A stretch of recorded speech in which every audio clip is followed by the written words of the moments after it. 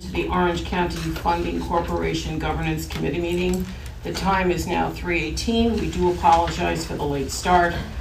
Bill, would you please call the roll? Sure. Linda Muller. Here. Jeff Christ. Here. Giovanni Palladino. Here. Dr. Vincent Odock. Here.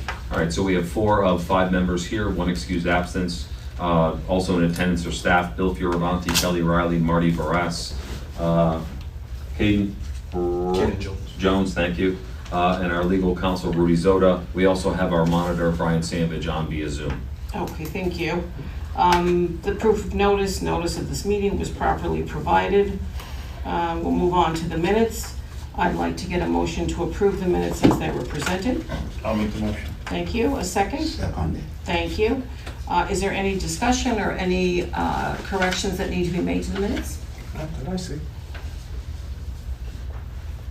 Hearing none, I'll call the motion. All in favor of accepting the minutes from August 6, 2025, please say aye. Aye. Opposed, abstention, motion carries. Okay, policy review and revisions, we're close, sir. We are, so we're getting there. In front of you, you have 7 policies that we've revised. Mostly what we were looking to do is make sure that all the language in there is still applicable, but also we added a cover sheet. Thanks from the chairwoman, really from her experience of developing policies in her organization. This is a new format for us. So we provided this cover sheet that does have all the applicable dates, as well as it spells out the statement and purpose, significant principles, the procedure for executing the policy, and means of evaluation of the policy. So we've got these drafts for the audit services policy, the FOIL policy, compensation reimbursement and attendance policy, the management services agreement between OCFC and OCIDA, our notice policy, travel policy, and whistleblower policy. So we have revisions to 7 of the 12 that we've been reviewing, and next month we'll have the remaining 5 for you to review. So really want you to take these, review them at your leisure, provide any feedback with me, and then in October we'll have final versions for hopefully you to recommend to the full board for approval, and then the board would do that. And then we'll handle the second tranche of the final 5 second. We'll start reviewing that in October. Okay. So we have those. Rudy, you have copies. You have electronic copies of these that I just sent to you, so you have them as well. And Brian Sandvidge has them as well. So we'll come back in October after getting feedback, final revisions, and look to approve those 7. Okay. All right. All right, thank you. New business fee schedule. Bill.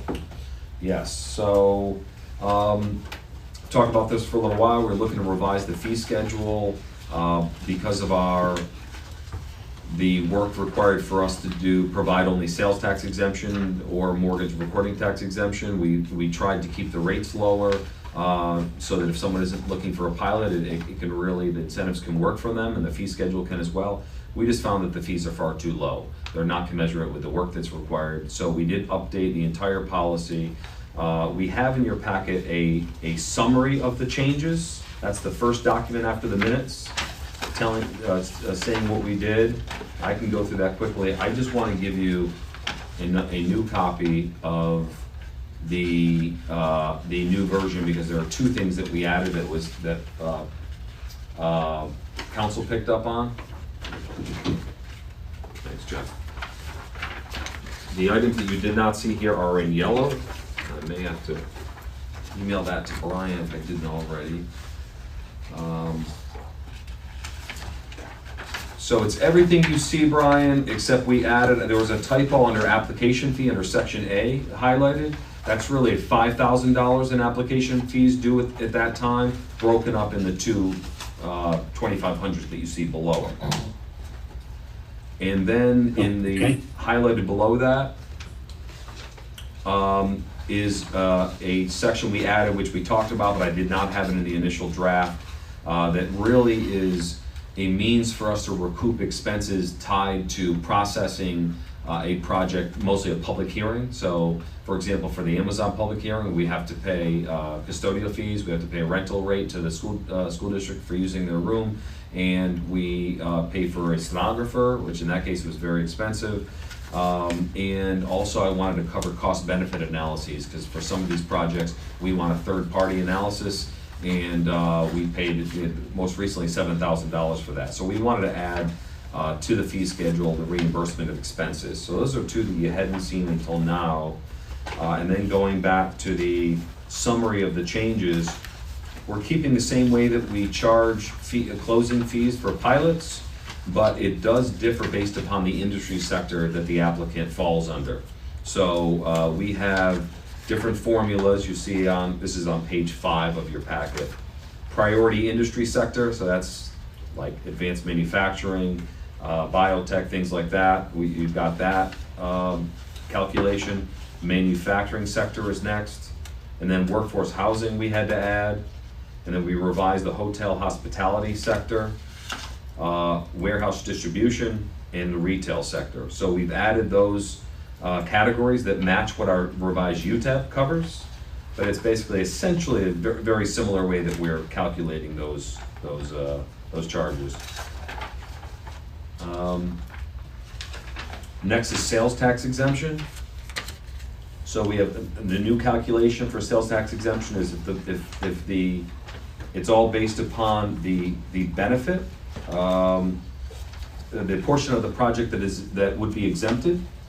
And if that portion of the benefits is up to $4 million, then it's 0.5% of the cost of the project that is subject to sales tax. If it's in excess of $4 million, it's 0.25% of the cost of the project that's subject to sales tax.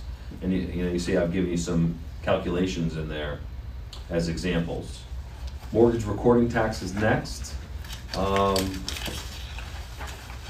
Same as sales tax exemption, 1% of the total value of the benefit received. And we have an example for that as well.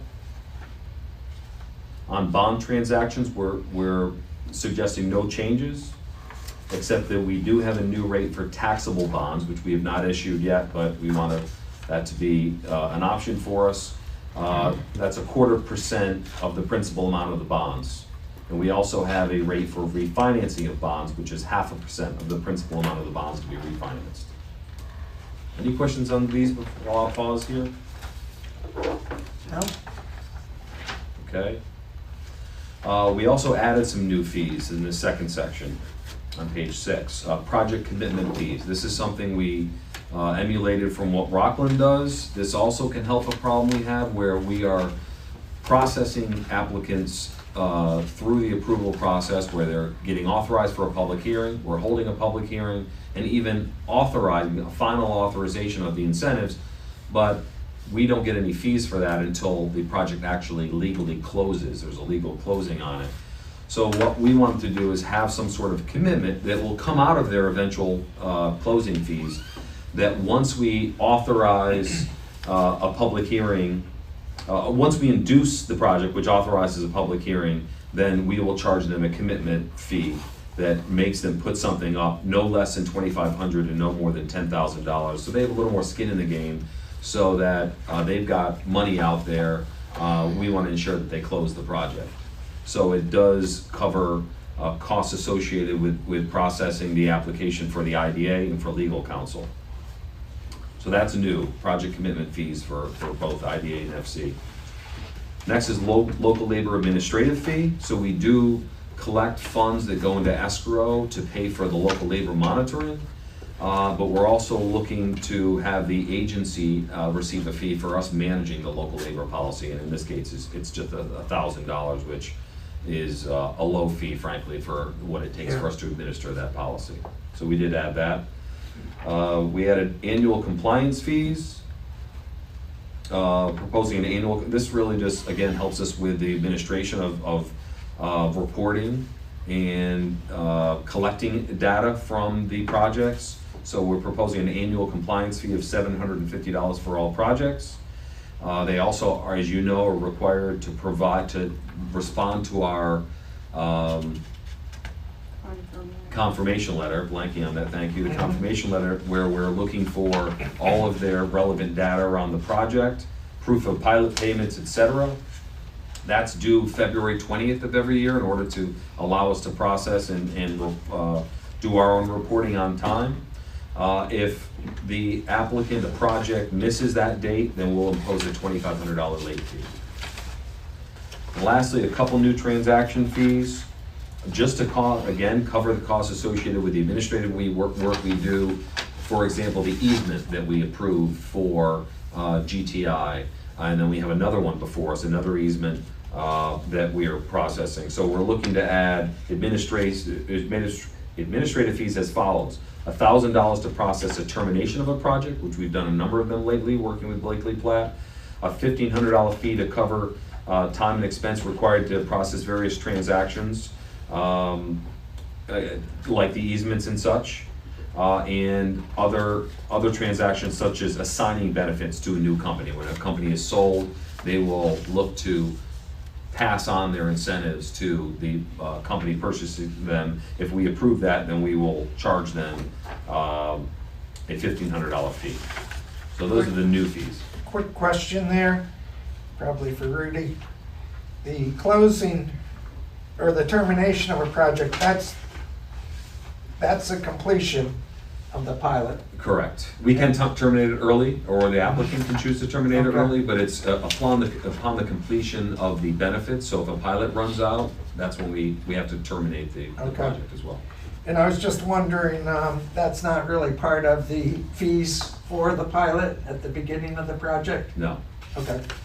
And the various transactions, $1,500 seems pretty light. Does that include covering attorney fees? It does not. They charge their own. Oh, okay. Well, that's for that. better. All right, Exactly. I'm all right. That's really just to cover the IDA's time Yeah. and effort. Mhm. Thank you. Yep. Yes. Yes, sir. I'm looking at all the fees, the new fees that have been added. Do we also look at other ideas and see if we are having so many fees added? Yes, sir. When we revised these a couple of years ago, and it was we were working with Bousquet Holstein at that time, and we did kind of a whole survey of area IDAs in the whole region, and we used that. We're just finding that some of them aren't working for us, so now we're leaning a little bit more on Rockland County IDA. It's actually, our council is council to Rockland as well, so they've executed those fee schedules. So we've just revised it based upon what we like out of Rockland and still considering the rest of the IDAs that we looked at. So we did look very comprehensively, but between the last edits and the current edits. Could I just ask for clarification? The project commitment fees, where do I find it in the yellow copy? Right here, B, project commitment fees on the first page. On the project, got it, thank you, sorry. Got it. Okay.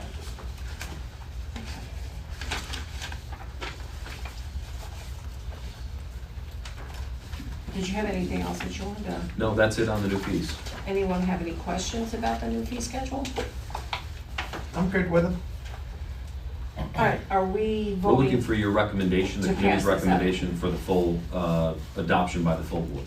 So I will ask a motion to recommend the approval of this new fee schedule at the board meeting. I'll make that motion.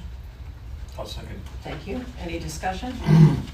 All in favor, please say aye. Aye. Opposed, abstentions, carries. Thank you.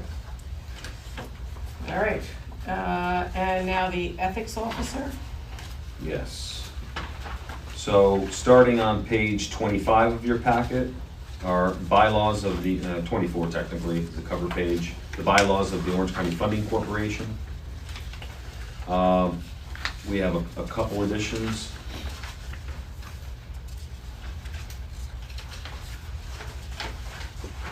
We have mention of, we revised language in section 8 and section 9. That's on page 34 of your packet, the small number. These are positions that are not filled, but we want to keep them as official or formally accepted positions, that the language was changed so that the CEO, myself, has the discretion to appoint a COO or to appoint a CFO. And we also are clear that with the CFO, the CFO can be appointed as an external position, which is really what we have now. We have RBT CPAs, certified public accounting firm that serves as our external finance officer, which I think just adds even more oversight and transparency so that the public knows that it's hard to commit fraud when you have a CPA as your CFO. So we do have that in there.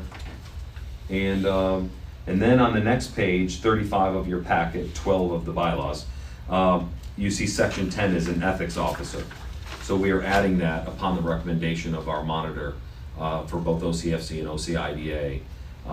So that, Brian, can I defer to you and ask if you could just give your explanation of why it's important and how it can be utilized?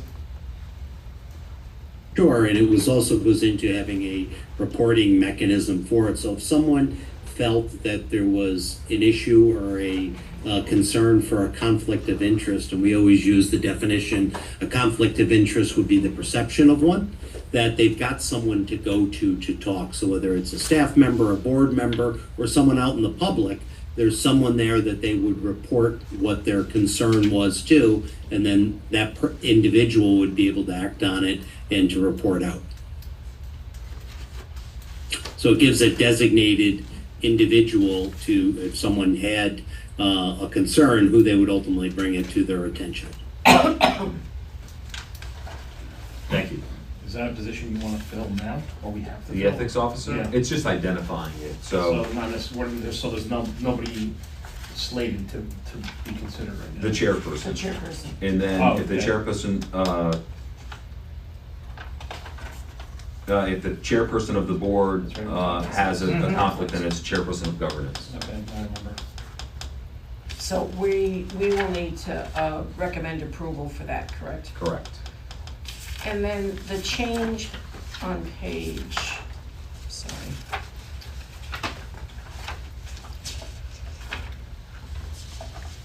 On page 5 of the bylaws, 28 in the small number, Mhm. the positions of chairperson, vice chair, and secretary, were those changed from the previous bylaws? The previous, not in this version, in this change, no. We had one other, I think it was an assistant secretary position we did eliminate in a prior round of Okay, revisions so these that are we what are did. currently approved? Yes, So the correct. only approval has to be the addition of the ethics officer? And the mention, the verbiage in the sections that identify the CFO and COO. 7, 8, and 9. Page 11. Yep. Yep, thank you. Page 11 or 34 in the packet. I would think the CEO might want to seek guidance from the board or maybe a committee on these appointments. But I would think we'd have confidence that would happen. When it says in her sole discretion, it kind of insinuates it's leaving out the board. It makes me a little bit nervous since there's no reference back to the budget. Yeah. So these are non-budgeted positions, which I believe they are now. That too. Mhm. We'd have to have approval from the finance committee to approve a budget that would allow for those positions to be filled. But does that go in the bylaws, do you think, Verdi?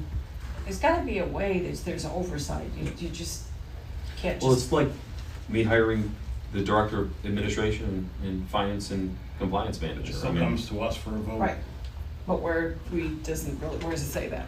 Right.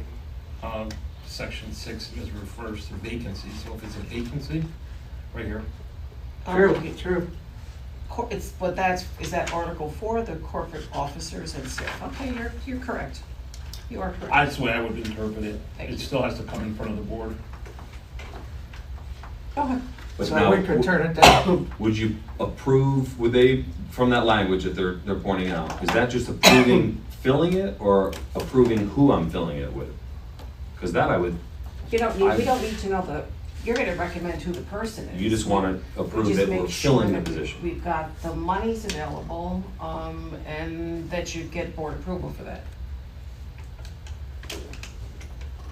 I don't think it's clear whether it means whether the position will be filled or who will fill the position. Right. We can clarify that. Yeah, I think it's very vague, you know, to be in the business of telling our CEO who they can and cannot hire is not the board's role. However, ensuring that there are the resources to pay for the position, should that position need to be filled, that becomes an issue for the board to approve, in my opinion. Upon recommendation from the finance committee? I think it starts in the finance committee and then needs to go to the board. You know, if it's in the budget, then it's in the budget, there's no questions about it, but right now, I don't believe these are funded positions.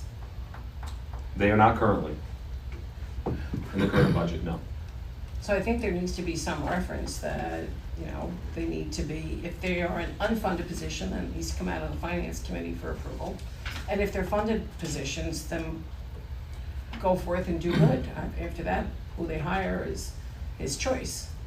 But without knowing it's in the budget, I don't think we can. Again, I'm not an attorney, but reading section 6, it almost seems like Bill would come to the board and ask to have that position filled, and then you would move forward with filling that position. So I just say, hey, look, I'm looking now to fill a CEO position. The board will review that. We would have our discussion in terms of budget, and then we're basically releasing you to go ahead and fill that position. That's how I interpret Or- that. Do we need to or clarify if that you- with that language? I think it's easier to say for all budgeted positions. Just simple language that would reference that it would be budgeted. If it's not budgeted, you know, it has to come before a committee. If it is budgeted, then it doesn't. It becomes simple.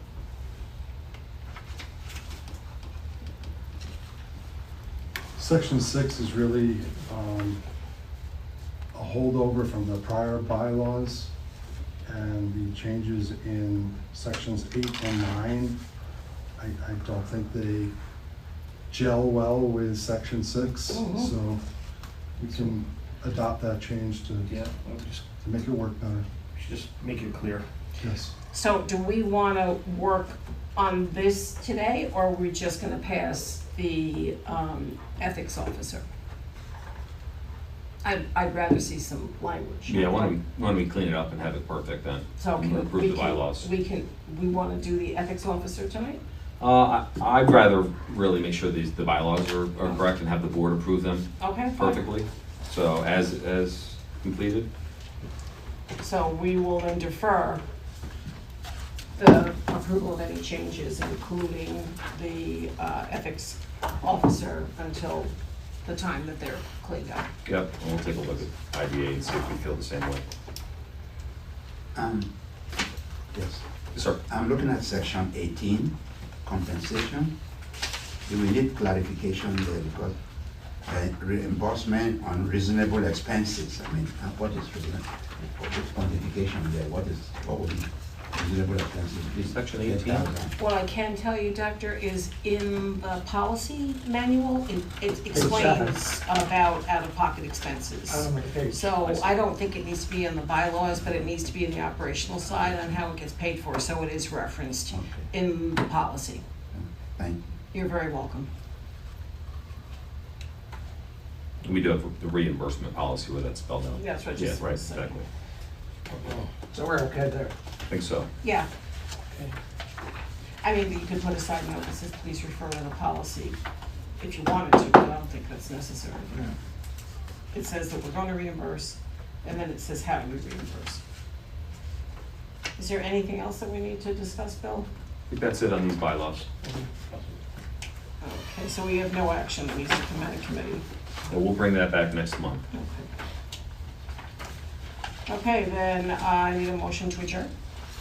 I'll make the motion. Second, Second. any further discussion? All in favor? Aye. Aye. Opposed? Motion carries. Thank you very much. We have now officially closed the governance committee meeting for the Orange County Funding Corporation. Do you want to go directly into the next one for the IDA? When Katie's ready.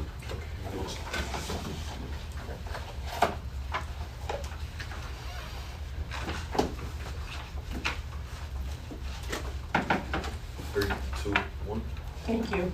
Good afternoon and welcome to the Orange County IDA's Governance Committee meeting. The time is now 3:43. Roll call, Bill, if you would. Linda Muller, Here. Jeff Christ, Here. Giovanni Palladino, Here. Dr. Vincent Odock. Yes. 4 out of 5 members present. For staff, Bill Fioravanti, Kelly Riley, Marty Barras, Caden Jones, and our general counsel, Rudy Zoda. We also have Brian Sandvidge, our monitor, on via Zoom. Thank you. The notice for the meeting was properly provided. I'd like to ask for a motion to approve the minutes from August 6th. I'll make a Please. motion. Second. Second. Is there any discussion, any changes to the minutes as they were presented? No. Hearing none, call the vote. All in favor of accepting the minutes as they've been presented, please say aye. Aye. Opposed, abstention, motion carries. Thank you. Old business policies, review and revision. So we have, Bill, you want to go over that again? Yeah, so just as we covered in OCFC Governance Committee, we have 7 policies that we've been working on, adding these cover pages that provide statement of purpose, significant principles, procedure of executing the policy and evaluation of such. We have them for audit services policy, our FOIL policy, our compensation reimbursement and attendance policy, for our management services agreement between OCFC and OCIDA, for our notice policy, for our travel policy, and our whistleblower policy. You have copies of those that apply to both agencies. Looking for you to review those between this meeting and next, provide feedback. We'll come back with final versions of those for approval. Thank you, Bill. New business, fee schedule? Fee schedule, we just went through this for OCFC governance. It's spelled out in your packet what the changes were to it, adding some new fees to cover costs associated. Will everybody at the board have this copy? They will, Okay. yes. So really, same as what was approved in OCFC, looking for a recommendation to the board to adopt the new fee schedule. I'll accept a motion to recommend the adoption of the fee schedule. Also, Go ahead. also move. I'll second. Got it, thank you very much. Any discussion, concerns, changes? Hearing none, all in favor of moving the motion to recommend the fee schedule be approved by the board, please say aye. Aye. Opposed, abstention, motion carries.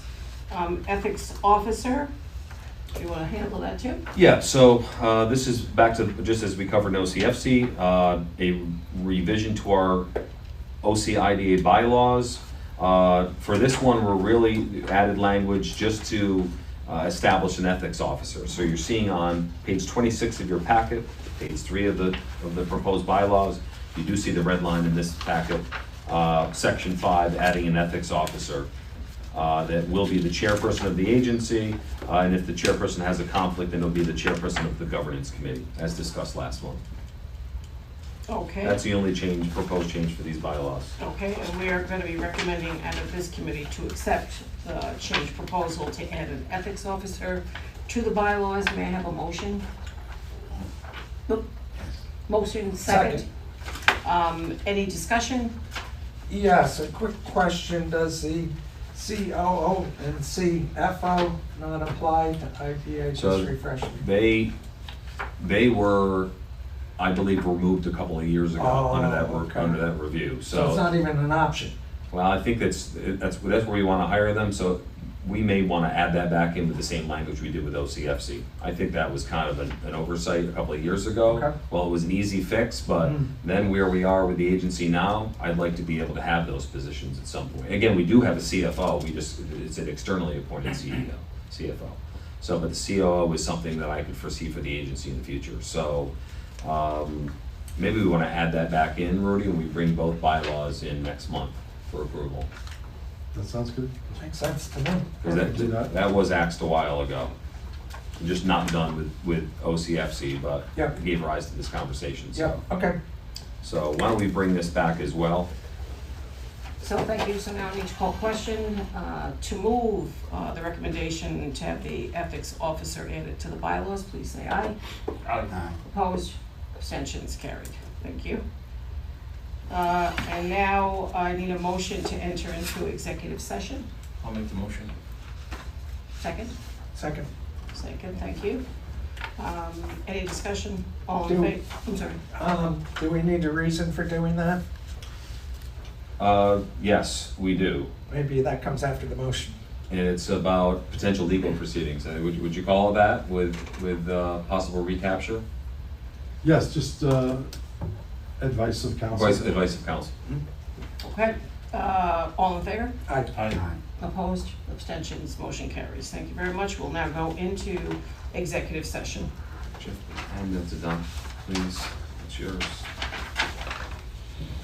Can you let us know where, Thank you. where